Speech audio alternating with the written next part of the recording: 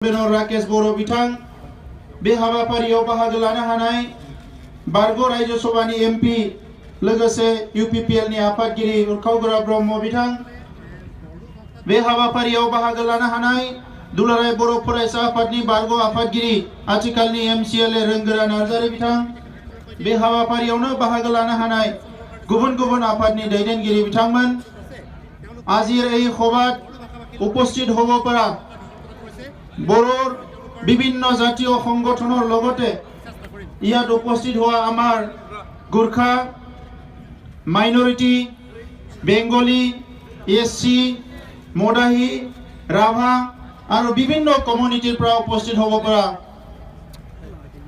শ্ৰদ্ধাৰ নেতৃবৃন্দ এই সময়ত মই নিখিল বড়ো ছাত্ৰ সন্থাৰ তৰফৰ পৰা বড়ো সংগ্ৰামী মঞ্চৰ তৰফৰ পৰা আজি ইয়াত উপস্থিত হৈ পেলাই আমাক সম্বৰ্ধনা দিয়াৰ লগতে আমি যি কামটো কৰিছো এই কামটো স্বীকৃতি দিয়াৰ কাৰণে মই প্ৰথমতে আপোনালোকক ধন্যবাদ জনাইছো তামান গোনাं ৰাইজোफोर गिबियावनो आङो दिनै बड'फा उपेन्द्रनाथ ब्रह्मनि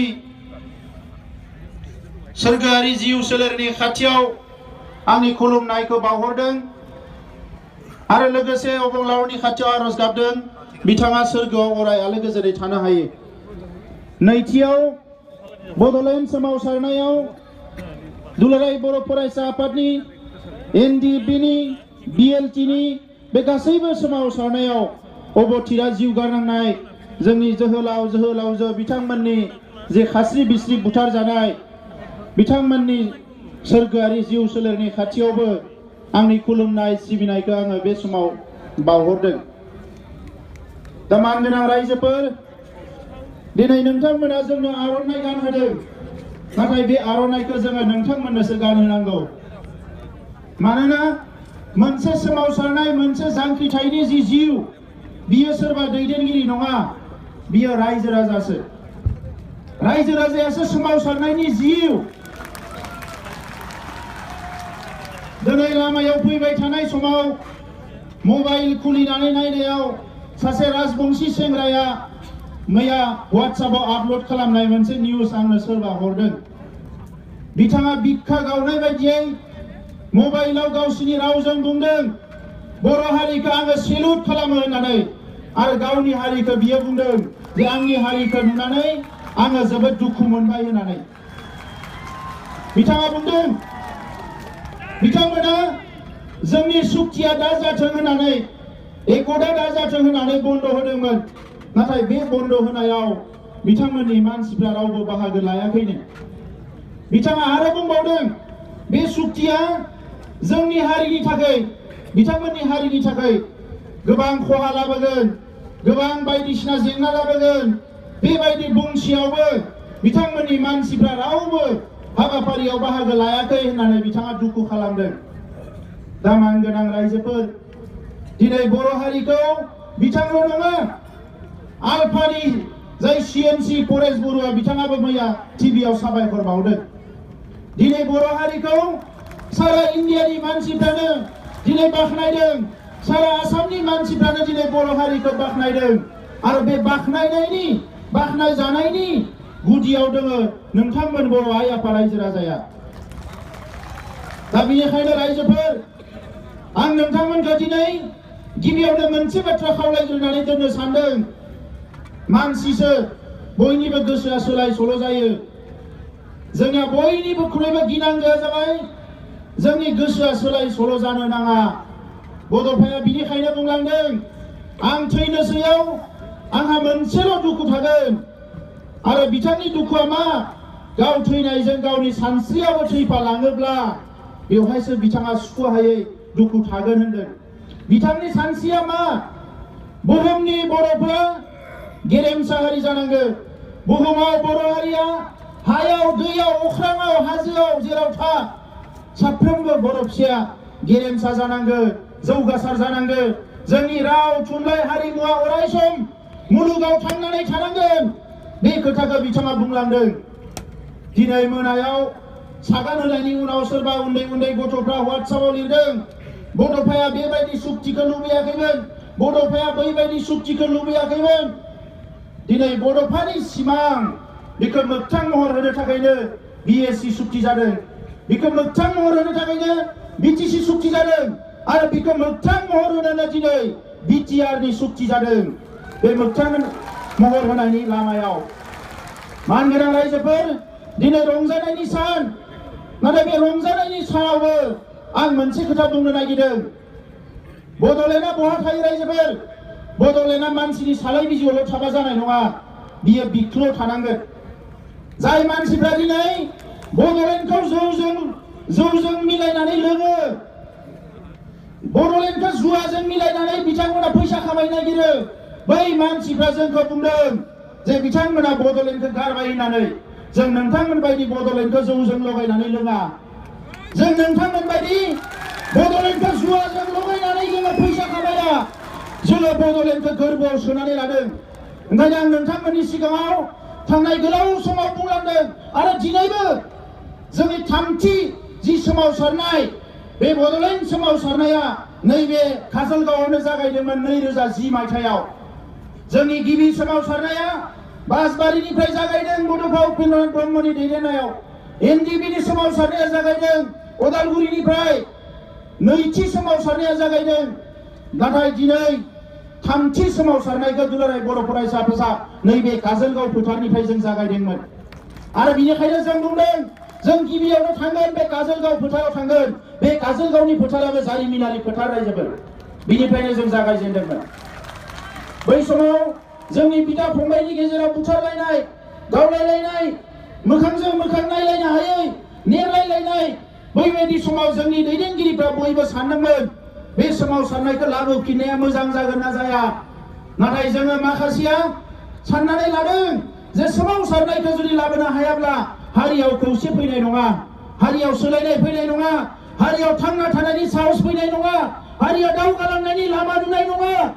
ओंखायनो 2010 मायथाइयाव BTC जाखांनायनि उनाव जेरैखि जाया जानजि खाफ्रानानै साब्रैसो मानसिजोंबाबो जोङो थांखि लाफिनदोंमोन।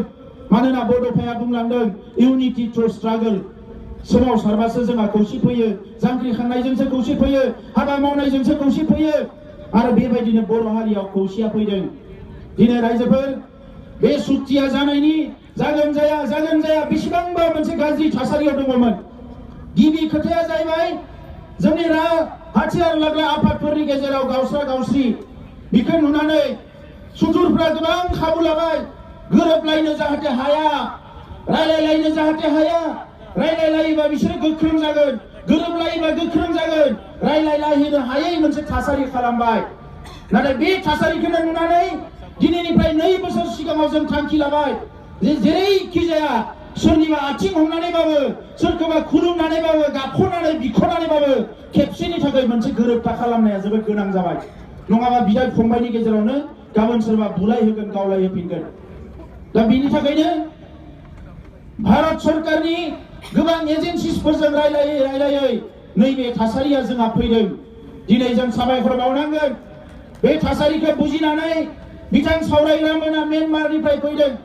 दिनै जोङो साबायखर बावनांगोन। रन्जन दैमारि बिथाङाबो हाखु दाखुबाबो बिथांखौ बरनना लांनानै सागान होनाय मोनसे थासारि जादों। नाथाय बिथाङाबो सागान होनानै दिनै बिखौ मोगथां महर होबाय।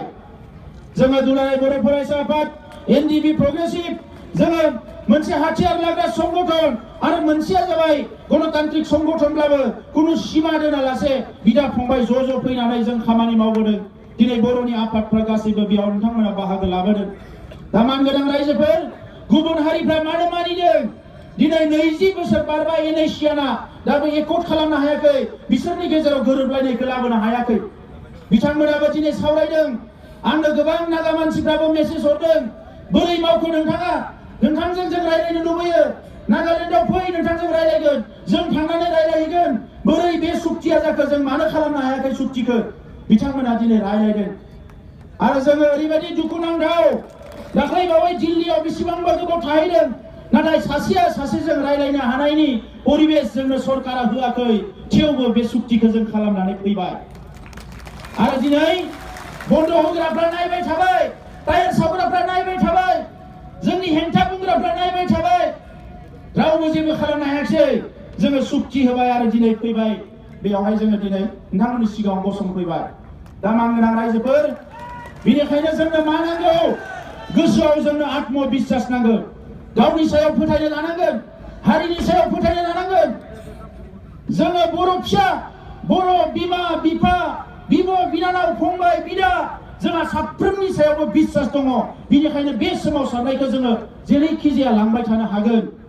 दा नोंखायनो रायजोफोर, सोरबा सोरबाया बुंनाय बायदि आलादा रायजोखौ गारबाय, उमुखखौ गारबाय, आलादा रायजोआ बिखायाव दङ, जोंनि बिख्लोआव हाबनानै दङ बड'लेण्ड सोदोबा।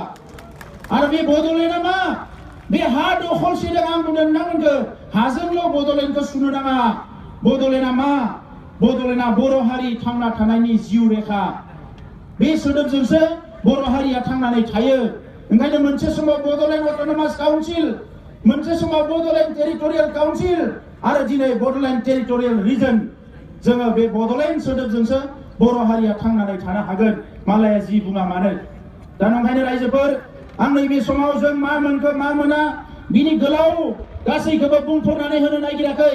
दिनै सासे बड'फानि समाव मोनसे जिल्लायाव दैदेनगिरि जानाय सासे दैदेनगिरिया आं फैबाय थानायाव फनाव बिथाङा गाबहरदों जे फंबाय, दिनै आङो नोंखौ ओरैबायदि माने गोसोखांदों, आं नोंनि खाथियाव थांनो हायाखै। जिफोर जिनिसखौ जों बिदोंमोन गोदो 33 बोसोर सिगाङाव सेन्ट्रेल इउनिभार्सिटि, दिनै बड'फानि मुङावनो जोङो सेन्ट्रेल इउनिभार्सिटि लाबोनो हाबाय। जोङो दिनै चिरां जिल्लायाव रौमारियाव जोङो एम्स बिदोंमोन। बेसेबांबा नांलायबाय जोङो सरकारजों, मोनसे स्टेटआव मोननै एम्स होनो हाया होननानै। बिथांमोना बुंबाय जे एम्सआ मोननै होनो हाया, गोबां इन्डियानि स्टेटफ्राव एम्स गैया। जों बबा एम्स होनो हायाबा जोंनो नेरिम्स होनो हायो, north east regional institute of medical science. दिनै बिथांमोना रौमारियाव मेडिकेल साइन्स गायसननांगोन। दिनै जोंनि गेजेराव स्पर्ट्स इउनिभार्सिटि बिथांमोना गायसननांगोन, नेशनेल इन्स्टिट्युट अफ टेक्न'लजि गायसननांगोन, रेलनि थाखाय कच फेक्टरि गायसननांगोन। गोबां हाबाफारिफोरखौ बिथाङा मावनानै होनांगोन। बे सुक्तिनि गेजेरजों जोंनि सिमाया खोलाहाबो बारायनांगोन, सानजाहाबो बारायनांगोन। गोबाङानो सोंदों जोंहा सनितपुर जिल्ला, बिश्वनाथ जिल्ला बायदिसिनाफ्रा मा जागोन। जोङो बेवहाय स्पष्ट बेवहाय जोङो लिरनानै लादों। नाथाय बिदि होननानै गुबुन हारिखौ जोङो सिगिनो, गुबुन हारिनि थाखाय माबा मोनसे हेंथा मावनो थाखाय नङा रायजोफोर। जोङो गावनि थाखायसो सानदों।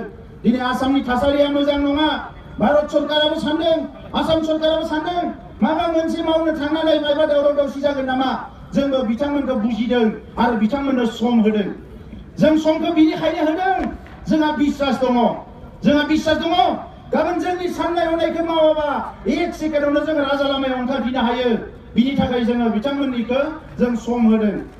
मैया सावरायखांनानै सागान होखांनानै आसाम हाउसाव जोंखौ साहा लोंनो लिंदों, मिटिं खालामदों आसामनि चिफ मिनिस्टारा। बेवहाय मिटिं थांनायनि उनाव आं हारसिंनो गोजौआव थांना लोगो हमनानै सोंफिनदों, सागानावथ' नों सहि होबाय, बे हाबाफारिफ्रा जागोन ना जाया होननानै।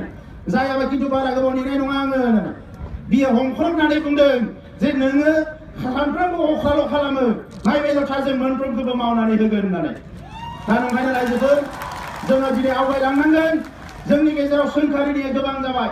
दा सबसे गिदिर मेसेजआ जाहैबाय 34 बोसोर सिगाङाव BSF मुं लानानै दानाय बे NDPआ दिनै बेसेबांबा दुखु खस्थ सहायनानै भुटान, म्यानमार, बांलादेश मुलुगनि गुबुन हादोरफ्रावबो थांनानै बर' हारिनि गांनाय उखैनाय मोनथायफोरखौ फोसावनानै दिनै मुलुगाव मिथिहोजानानै फैनानै दिनै बेसेबा गोबाव सिजफायाराव दङमोन। बे सिजफायाराव थानायाव बायदिसिना थासारियाव गावस्रा गावस्रि जाबाय। जेरैबायदि मदद मोननांगौमोन मोनाखिसै गोबां बिथिंनिफ्राय। दा दिनै फैनानै बिथांमोना नैबे सुक्तिनि उनाव गावनि न'आव थांनो हागोन, डिजिगनेटेड केम्पनिफ्राय न'आव थांनो हागोन, बिमा बिफाजों थानो हागोन, बिब' बिनानावजों थानो हागोन, बिदा फंबायजों थानो हागोन। सोरबा हारिनि थाखाय गावनि उन्दै उन्दै गथ'खौबो नागारनानै सिलाय लाना हाग्रायाव थांदोंमोन, दिनै गावनि गथ'जों बिखायाव गोबालायनानै थाफैनो हागोन। बे जोंनि थाखाय बयनिख्रुइ गोजोननि खोथा। मैया जेलनिफ्राय खौरां लाहरदों, मैया जेलनिफ्राय खौरां लाहरनानै सासेया फन हरदों, सार जोङो रावखौबो मिथिया खिन्थु नोंखौसो मिथिगौ, मालाया ओंखारजोबोबा जोंबो जेलनिफ्राय ओंखारनांगोन। आं बुंदों जों दङ, थैजासे जुजिलांगोन, खुनु दिन फासयनायाव गैया। दा नंखायनो रायजोफोर, जोंनि खामानिया सागान होनाय लोगो लोगो जोबाखै, जोंनि खामानिया बांदोसो। हारिखौ दानांगौबा जों उन्दुगादुरा जाबा जानाय नङा जौ फाग्ला जाबा जानाय नङा ओंखायनो आङो जेसेबां बिबुंथि होदों बेवहाय बुंबोदों जे जों बड'लेण्डखौ माबायदि बरायनो नोरजिया मावरिया हावरिया लोरबां जानानै बरायनो ना लेखा गोरों साखा फारा फिट फाट जानानै जोङो बरायनो जोंहा दिनै रेडि जानो सम जाबाय रायजोफोर जोंखौ बारा गोबाव आरो खानानै दोननो हाया बेयो रोखा जाबाय दा ओंखायनो रायजोफोर आं गोबां खोथा बुंला दिनै मोनसे सुक्ति जादों बे सुक्तिखौ लानानै जोंनि गेजेराव शान्ति लाबोनांगोन अस्त्रखौ जोङो जोंनि हारियाव हाथियार गैयै मोनसे समाज दानो होननानै बुंदों हाथियारा मा हाथियारा मेलेम गैया रायजोफोर मानसियासो बाहायो हाथियारखौ जेला मालाबा हाथियारानो मानसिखौ बाहायफिनो अब्ला बे हाथियारनि सायाव जोंहा मा जायो गोबां गिनो गोनां जायो दा ओंखायनो दिनै मोनसे समाव बे हाथियारजों सोमावसारदोंमोन बारा गोबाव सोमावसारालासिनो हाथियारा नोंनियाव थानाय माने समाजाव बिराद गाज्रि मोनसे थासारि लाबोयो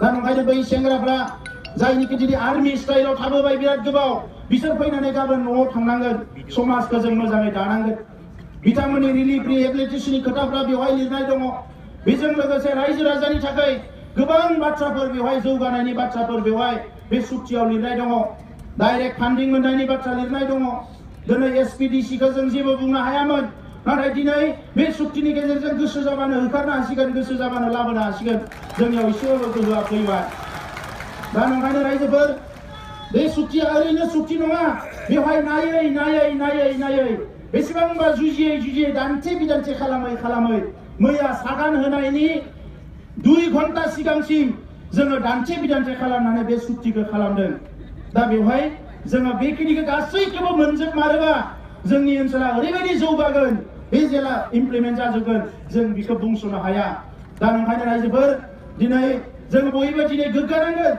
मानोना गुबुन हारिफ्रा बुंबाय थादोंमोन माने ओरैबायदि बिथांमोननि हेंथा होसेयावबो दिनै थैजासे जेल साजा फोसावनायनि उनाव रन्जन दैमारि बिथांखौ लांनानै बेयाव सागान हैनो गोनां जादों गभर्नमेन्टआ बे बर' हारिनि देरहानाय नैबे फोथारनिफ्रायनो बुंदोंमोन जोङो जुदि सोरबा जोहोलावखौ फासि होनाय जायोबा लाख लाख मानसि ओंखारनानै जों बिनि हेंथा होगोन मैया टिभि चेनेलफ्राव बुंदों आंखौ नोंथाङा मा मानसि थैनायफोरनो जास्टिस होनो नागिरा नामा जास्टिस होनो नोंथाङा नागिरा नामा जास्टिस होनो सोर नागिरा जास्टिस होनो नागिरो बयबो नाथाय जास्टिस होनाया बेल' नङा जास्टिस होनायनि लामाया गोबां दङ सासेया साजा होबाय होननानै बिखौबो नोङो साजा होफिनबा बेल' जास्टिस जानो हाया बे खोथाखौ आं बिथांमोननो बुंदों दा ओंखायनो रायजोफोर गोरोन्थिखौ जों मावनो नाङा मालाया गोरोन्थिखौ मावगोन जोङो दिनै खौसेयै मोनसे गोग्गो समाज दानांगोन बे सुक्तिखौ लानानै जोङो दिनै जोहोलावफोरखौ न'आव लाबोनो हानाय मोनसे थासारि फैबाय आं बिथांमोनखौ साबायखर बावदों गोसो गोरबोनिफ्राय आरो बिथांमोनखौबो आं खावलायदों जे संग्रामखौ लांनो थाखाय सोरनियावबा थाखा फैसा बिनो गोनां जाबाय सोरनोबा मेगन गोजा नायनो गोनां जाबाय सोरखौबा सिगिनो गोनां जाबाय सोरखौबा बोथ्रोदनो गोनां जाबाय नाथाय सुक्ति खालामखांनायनि उनाव जाहाथे बे आखलखौ बयबो नागारो जों मोनसे मोजां समाज दानांगोन जों बे मोजां समाज दानांगोन जोंनि साफ्रोमबो जोहोलावा जेरैबायदि सिलाय लानानै हारिनि थाखाय हाग्रायाव थानानै जुजिदोंमोन गाबोन सिलायखौ गारनानै बे गामियाव थांनानै हारिनि थाखाय जुजिनांगोन आं नोंथांमोनखौ बयखौबो खावलायो आरो हारिनि सुबुंफ्राबो बै सिलाय लानाय समाव सोरखौबा माबा रागा जोंनानै बायदिसिना आखलनि थाखाय बायदिसिना खोथानि थाखाय रायफ्लांबाय बुफ्लांबाय बायदिसिना आखल देखायबाय नोंथांमोना गावनि बिदा फंबाय होननानै निमाहा होनानै गासैखौबो बोजबनानै लानांगोन रायजोफोर जों बेबायदिसो समाज नागिरदों बिदा फंबाय गासैबो खौसेयै ज' नों दा आं नागार समाज दानायनि खोथाखौसो जों रायलायदों आं बेखिनिखौनो बर' रावाव बुंनो सानबाय बिनि उनाव फैगौ 7 अक्ट'आव भारतनि प्रधान मन्त्रि आरो हम मिनिस्टार क'क्राझाराव फैगोन जों जे माबा मोनसे मोजां खामानि मावबाय बे खामानि मावनायखौनो मोजाङै आरोबाव गावसोरनि खोथाजों बुंनो थाखाय बिथांमोना फैगोन आरो बैखालिबो जोङो खमसे खम 5 लाख मानसिफ्रा ओंखारनानै जोङो बिथांमोननो बुंनो हानांगोन जों ज' जानानै बुंनांगोन जे नोंथांमोना जिखौ होदों जों मोजां मोनदों नाथाय बेखौ उनाव नोंथांमोना मावफुंनो होआबा जों जिरायनानै थानाय नङा बेखौ जाहाथे जोङो दिन्थिनो हायो बर' हारिया बेसेबां खौसे बर' हारिया बेसेबां गोहोगोरा बर' हारिया बेसेबां डिसिप्लिन बैखौ जाहाथे जों दिन्थिनो हायो बिनि थाखाय फैगौ 7 अक्ट'आव क'क्राझाराव जि गेदारिं जागोन बेवहाय जाहाथे नोंथांमोना बयबो बाहागो लायो सदराइज যোৱা 2-3টা দিনত অসমৰ মিডিয়াত আমি দেখিবলৈ পাইছো যে UTC চুক্তি হ'ব কিছুমানে শুভেচ্ছা দিছে আপোনালোকৰ UTC হ'ব ভালে লাগিব কিছুমানে বন্ধ দিছে কিছুমানে কৈছে এইটো অসম বিভাজন হৈ যাব কিছুমানে বিভিন্ন প্ৰকাৰে ইয়াত মানে ক্ৰিটিসাইজ কৰিছে আৰু বড়বিলাকক কিমান দিয়ে আৰু দিব নালাগে বহুত মানে উৎকণ্ঠাৰ মাজেৰে মানুহবিলাক সময় কাটাইছে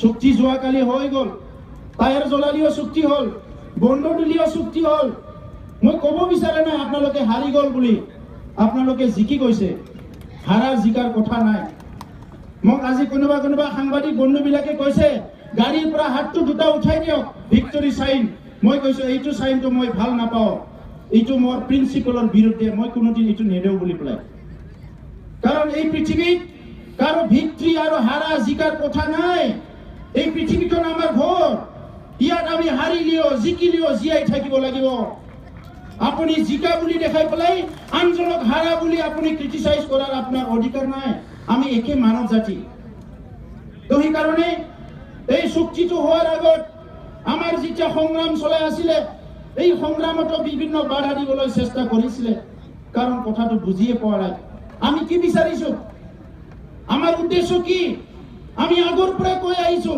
কোনোবা এটা জাতি জনগোষ্ঠী ধ্বংস কৰাটো আমাৰ উদ্দেশ্য নহয় নিজে জীয়াই থকাটোহে আমাৰ সংগ্ৰামৰ উদ্দেশ্য আৰু ইটোলৈ আমি সংগ্ৰাম কৰি আহিছো বড়োফা উপেন্দ্ৰনাথ ব্ৰহ্মই কৈ গৈছে এই সময়তে লিভ এণ্ড লেট লিভ জীয়াই থাক আৰু জীয়াই থাকিবলৈ দে ইয়াৰ অৰ্থটো ইটো নহয় অইন জনগোষ্ঠীক আমি ঘৃণা কৰিম অইন জনগোষ্ঠীক আমি হিংসা কৰিম হয় সংগ্ৰামটো আমি কৰিছো জোৰত মাইক লৈ কথা আমি কৈছো চিঞৰিছো আমি আৰু আমাৰ চিঞৰক লৈ পেলাই আপোনালোকে যদি ভয় কৰিছে মই আপোনালোকৰ পৰা ক্ষমা বিচাৰিছো কিন্তু আপোনালোকেও আপোনালোকৰ অধিকাৰৰ কথাটো যেনেকৈ ক'ব লাগে তেনেকুৱা কওক আমাৰ অধিকাৰটো সাব্যস্ত কৰিবৰ কাৰণে আমি কেতিয়াবা ৰাজপথত চিঞৰিছো আমি কেতিয়াবা ৰেল লাইনত চিঞৰিছো আৰু প্ৰয়োজনত আমি কাৰোবাৰ ভৰিটো ধৰিছো বড়ো জাতিৰ কাৰণে আমি যি কিনক কৰিবলৈ ৰেডি কিন্তু যি কিনক বুলি ক'লে কাটি মাৰি হ'লেও কিবা এটা কৰিম এনেকুৱা নহয় ৰাইজ আৰু এই যে চুক্তিখন হ'ল চুক্তিখন কোনো ভাবা নাছিল যে তেনেকুৱা এটা চুক্তি হ'ব NDB 4টা বিভক্ত হৈ আছে নিখিল বড়ো ছাত্ৰ সন্থা NDB লগত মিল নাই কাৰণ আমি গণতান্ত্ৰিক সংগঠন আৰু NDB সশস্ত্ৰ সংগঠন ইয়াৰ মাজত কোনো মিল নাই এই চুক্তিটো তথাপিতো হ'ল আমাৰ মূল উদ্দেশ্য কি মানৱ জাতি জন্মৰ পৰাই কোনো মানুহ হিংসক নহয় আৰু মানৱ জাতি কোনোদিনে হিংসাৰ মাজত থাকি ভাল নাপায় এই কথাটো আমি উপলব্ধি কৰিছো এটা অঞ্চলত এটা দেশত এটা ৰাজ্যত যদি নিৰবিচ্ছিন্নভাৱে দীৰ্ঘদিনৰ পৰা অশান্তি বিৰাজ কৰে সেই অঞ্চল কেতিয়াও আগবাঢ়ি যাব নোৱাৰে আজি আমাৰ অঞ্চলত চাওক চিৰাং জিলা মেট্ৰিকৰ ৰিজাল্টত হয় লাষ্ট হয় নহলে লাষ্ট সেকেন্ড থাৰ্ড কিবা থাকে এনেকা হৈ আহিছে আমাৰ শিক্ষাত পিছ পৰি গৈছো অৰ্থনীতিত আমি পিছ পৰি গৈছো হাজাৰ ডেকা গাভৰু আজি গুজৰাট হাৰিয়ানাত যাই আছে কোনে এই খবৰটো লৈছে এইসকলে খবৰটো লৈছেনে যিসকলে এইবিলাক বিৰোধিতা কৰি আহিছে আজি এই গোটেই পৰিৱেশ অস্ত্ৰৰ জনজননী ইয়াৰ মাজতে আৰু এটা ডাঙৰ আমাৰ কপালত এটা স্থান লগাই দিয়া হ'ল যোনে যি নকৰক কিয় বুঢ়ো উগ্ৰপন্থী এটা জাতি উগ্ৰপন্থী আৰু আমি সেইদিনা বহুত দুখ পাওঁ সেইদিনা বহুত কষ্ট পাওঁ যিদিনা পেপাৰত লিখা হয় বড়ো উগ্ৰপন্থীয়ে অমুকক মাৰিলে বড়ো উগ্ৰপন্থীয়ে অমুকক কৰিলে আমি বহুত দুখ পাওঁ আৰু সেইকাৰণে আমি আপ্ৰাণ চেষ্টা কৰিছো যে এই যে আমাৰ মূৰত যে টেগ লগাই দিছে এই টেগটো গুচাব লাগিব যিকিনো বিনিময়ত সেইকাৰণে আমি আমাৰ মাজত আলাপ আলোচনা কৰি আমি আজি এই লেভেল এই ষ্টেটাছলৈকে এই অৱস্থালৈকে আহিছো কাৰণ আমাৰ টেগটো গুচাব লাগিব বড়ো জাতি উগ্ৰপন্থী হ'ব নোৱাৰে নিজৰ অধিকাৰৰ কাৰণে কিছুমান যুৱই অস্ত্ৰ লৈছে এনেকা অস্ত্ৰ লোৱা বেলেগ জনগোষ্ঠীটো আছে কিন্তু কোনো জনগোষ্ঠী এনেকুৱা নাম লৈ পেলাই কোৱা নাই কাৰোবাৰ যদি বন্দুকধাৰী সংগঠন আছে তাৰ নামতহে কৈছে জাতিৰ নামত কোৱা নাই গতিকে মোৰ সাংবাদিক বন্ধুসকল আছে গুৱাহাটীৰ পৰা আহিছে বঙাইগাঁৱৰ পৰা আহিছে কোকৰাঝাৰৰ পৰা আহিছে মই আপোনালোকক আজি আহ্বান কৰিছো আপোনালোকৰ জৰিয়তে অসমৰ ভাৰতৰ বিশ্বৰ সংবাদ মাধ্যমক মই আহ্বান কৰিছো যাহাতে এই চুক্তিটো হৈ যোৱাৰ পিছত বড়োৰ সকলো সশস্ত্ৰ সংগ্ৰামীবিলাক এই চুক্তিত স্বাক্ষৰ কৰাৰ পিছত আৰু কেইদিনমান পিছতে অস্ত্ৰ সম্বৰণ কৰাৰ পিছত যাহাতে কোনো বড়ো উগ্ৰবাদী এই শব্দটো যাহাতে ব্যৱহাৰ নকৰে, বড়ো উগ্ৰপন্থী শব্দটো ব্যৱহাৰ নকৰে। আমি মানুহ হয়, আমি মানৱ জাতি হিচাপে থাকিব বিচাৰো। আমাৰ ভাষা আছে, আমাৰ সংস্কৃতি আছে, আমাৰ অস্তিত্ব আছে, আমাৰ সকলো আছে। আমিও মানুহ হিচাপে জীয়াই থাকিব বিচাৰো। হয়তো আমি ইমান ভালকৈ অসমীয়া ক'ব নোৱাৰো, ইমান ভালকৈ শব্দ বাক্যবিলাক ব্যৱহাৰ কৰিব নোৱাৰা, ক'ব নোৱাৰা কাৰণে কোনোবাই আমাক হয়তো তাচ্ছিল্য কৰে, আমাৰ কথা বুজি নাপায়। কিন্তু আমিও শান্তি সম্প্ৰীতি মৰম স্নেহ সকলোৰে লগত মিলি জুলি থাকিব বিচাৰো। সংগ্ৰাম কৰে কৰে যেতিয়া প্ৰতাৰণা হয়, যেতিয়া ক'ৰবাত ঠগ প্ৰবঞ্চনা হয়, তেতিয়া মানুহ সংগ্ৰাম কৰিব লগা হয়। আৰু আজি এই চুক্তিৰ পিছত আমি ভাবিছো এই অঞ্চলত এটা স্থায়ী শান্তি আহিব। অসম চৰকাৰ, ভাৰত চৰকাৰক মই ধন্যবাদ জনাইছো, কাৰণ তেখেতসকলে উপলব্ধি কৰিব পাৰিলে। চৰকাৰ আহিল গ'ল, চৰকাৰ আহিল গ'ল, আলোচনাৰ নামত আলোচনা হ'ল, আলোচনাৰ মেজলৈ মাতি আনি পেলাই আলোচনা নকৰিলে, সমস্যা সমাধান নকৰিলে। কিন্তু আজিৰ যিটো চৰকাৰ, এই চৰকাৰে এইটো উপলব্ধি কৰিছে আৰু উপলব্ধি কৰি পেলাই এই চৰকাৰখনে আজি এই সমস্যাটো যে সমাধান কৰিব লাগে এটা ৰিস্ক লৈ পেলাই আগুৱাই আহিছে। সেইকাৰণে আজি এই চৰকাৰক বড়ো জনগোষ্ঠীৰ তৰফৰ পৰা আমি ধন্যবাদ জনাবই লাগিব। কাৰণ তেখেতসকলৰ সহায়, তেখেতসকলৰ আজি যিটো আঁচনি, তেখেতসকলৰ যি ইনিচিয়েটিভ, ইয়াৰ কাৰণে বড়ো ভূমিত বড়ো অঞ্চলত আমি স্থায়ী শান্তি প্ৰতিষ্ঠা কৰিবলৈ সক্ষম হৈছো। ৰাইজ আজি বিভিন্ন জনগোষ্ঠীক লৈ পেলাই আমাক সন্দেহ কৰে যে বড়ো জনগোষ্ঠী কোনো জনগোষ্ঠীক ভাল নাপায়।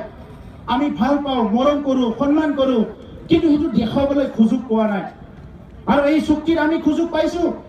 এইকাৰণে আমি ভাৰত চৰকাৰক কৈছো যে ইয়াত অকল বড়োৰে আঁচনি থাকিব, বড়োৰে কাৰণে কিবা পেকেজ থাকিব, এইটো হ'ব নোৱাৰে।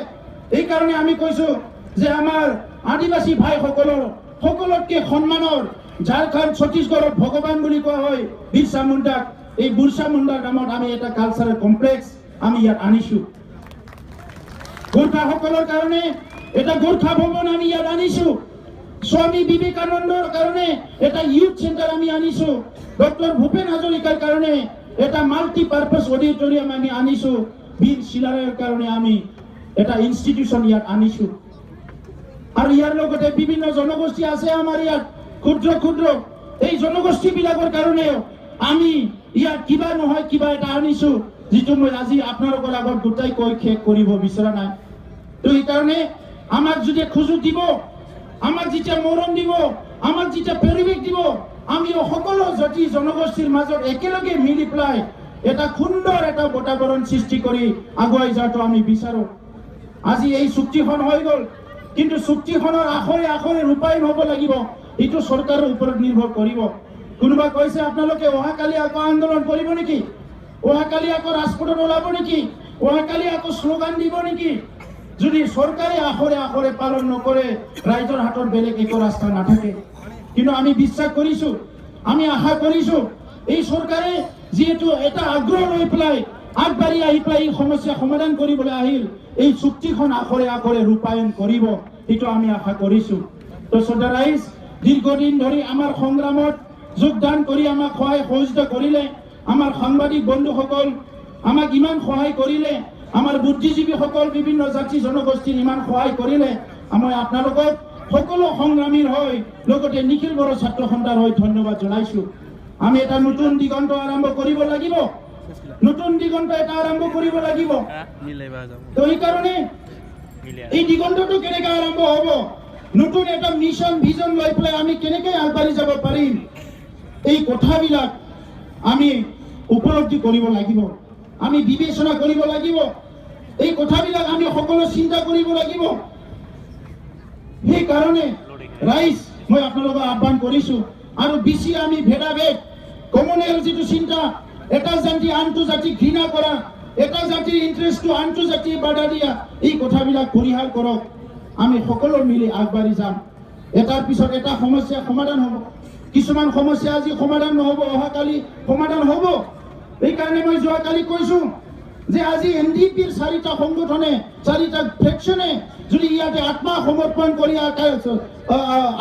অস্ত্ৰ সম্বৰণ কৰি কালি যদি ঘৰলৈ ঘূৰি আহে স্থায়ী শান্তি আহে ইয়াত কাৰ কি ক্ষতি হ'ব আমি কৈছো কালি যদি কেএলও তেনেকৈ সিজফায়াৰ কৰি পেলাই চৰকাৰৰ লগত শান্তি চুক্তি কৰে আমি কেএলওক আমি ওয়েলকাম কৰিম আদৰণি জনাম ওয়াকালি যদি আলফাই তেনেকা কৰে আমি আলফাক আদৰণি জনাম ওয়াকালি যদি যিমান আদিবাসী সশস্ত্ৰ সংগ্ৰামী আছে তেখেতসকলে যদি চুক্তি কৰে আমি তেখেতসকলক আদৰণি জনাম তো এইকাৰণে ৰাইজ মই আজি বেছি দীঘলীয়া ক'ব বিচৰা নাই নতুন এটা দিগন্ত আৰম্ভ হ'ল এই আৰম্ভত সবে যাতে সমিল মিলে আগবাঢ়ি যাব পাৰো আমি সবে কান্ধত কান্ধ মিলাই হাতত হাত মিলাই এটা নতুন এটা বিটিআৰ যিটো বড়োলেণ্ড টেৰিটৰিয়েল ৰিজন এইটো সকলো জাতি জনগোষ্ঠীৰ কাৰণে আমি গঢ়িব পাৰো আপোনালোকে বিশ্বাস ৰাখক আমি আপোনালোকক বিশ্বাস দিছো বড়ো জনগোষ্ঠীয়ে কোনো এটা জনগোষ্ঠীৰ শত্ৰু নহয় আমি আজিৰ পৰাই সবে একেলগে মিলি আগবাঢ়ি যাম এইখিনি কথা মই আপোনালোকক আগবঢ়াইছো আৰু আপোনালোকক আজি ইয়াত উপস্থিত হোৱাৰ কাৰণে ধন্যবাদ জনাইছো